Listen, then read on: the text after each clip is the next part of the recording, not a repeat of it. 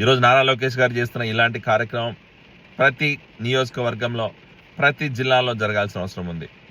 ప్రతి నియోజకవర్గంలో ఉన్న ఎమ్మెల్యే ఆ నియోజకవర్గంలో ఉన్న మండలాల్లో ఉన్న నాయకులను పిలిపించుకొని ఆ మండలంలో జరుగుతున్న పరిస్థితుల గురించి, మండల స్థాయిలో ఉన్న గ్రామాల్లో ఉన్న సమస్యల గురించి, మండల స్థాయిలో చేస్తున్న అభివృద్ధి గురించి, ఆ మండల స్థాయిలో ఉన్న నాయకుల కష్ట నష్టాల గురించి తెలుసుకుంటే రాబోయే రోజుల్లో ఖచ్చితంగా కార్యకర్తలందరూ కూడా పార్టీ వెంబడి నడిచే పరిస్థితి ఉంటుంది. ఈరోజు నారా లోకేష్ గారు ఒక కార్యక్రమం శ్రీకారం చుట్టాడంటే అది రేపటి మంచి భవిష్యత్తు కోసం అని చెప్పి మనం నమ్మాల్సిన పరిస్థితి ఉంది.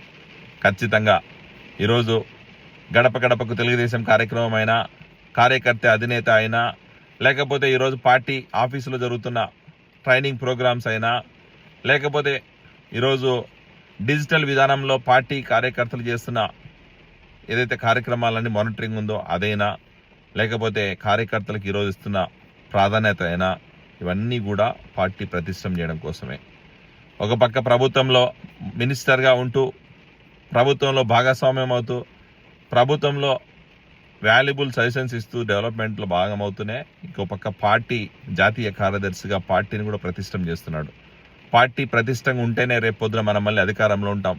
పార్టీ పిల్లర్ స్ట్రాంగ్గా ఉంటేనే మనం రేపు మళ్ళీ అధికారంలోకి వస్తాం. పార్టీలో పనిచేసే నాయకులు, కార్యకర్తలు ఆనందంగా ఉంటేనే మనం మళ్ళీ నిలబడతామని చెప్పి దృఢమైన విశ్వాసంతో, నమ్మకంతో ఈరోజు ఇలాంటి కార్యక్రమాలకు శ్రీకారం చుడుతున్న మనకు అర్థమైపోతుంది. ఖచ్చితంగా ఈ కార్యక్రమం ఏదైతే చేస్తున్నాడో అది చాలా ఇన్స్పిరేషనల్. ప్రతి ఒక్క ఎమ్మెల్యే, ప్రతి ఒక్క ఎంపీ దీని గురించి ఆలోచించాల్సిన అవసరం ఉంది. ఈ ఆలోచన తీసుకొని ఇదే ప్రణాళికని, ఇదే ఆలోచనని మీ నియోజకవర్గాలకి, మీ ఎంపీ సెగ్మెంట్లకి, మీ జిల్లాలకు తీసుకెళ్తే ఖచ్చితంగా మంచి ఫలితాలు ఇస్తుంది. ఒక నాయకుడికి ఉండాల్సిన లక్షణం ఏంటంటే నాయకుడిని నమ్ముకొని తిరిగే వాళ్ళని దగ్గర తీసుకొని వాళ్ళకి ఏం మీరు సాయం చేయకపోయినా ఒక భరోసా ఇవ్వాల. నాయకుడు అనేవాళ్ళు ఎవరైనా కూడా నమ్మకం క్రియేట్ చేయాల. నాయకుడు అనేవాళ్ళు ఎవరైనా కూడా నీ కష్టం వస్తే నేను నిలబడతానని చెప్పి ఒక ప్రామిస్ చేయగలగాల. ఆ ప్రామిస్ ఈరోజు నారా లోకేష్ గారు చేస్తున్నారు.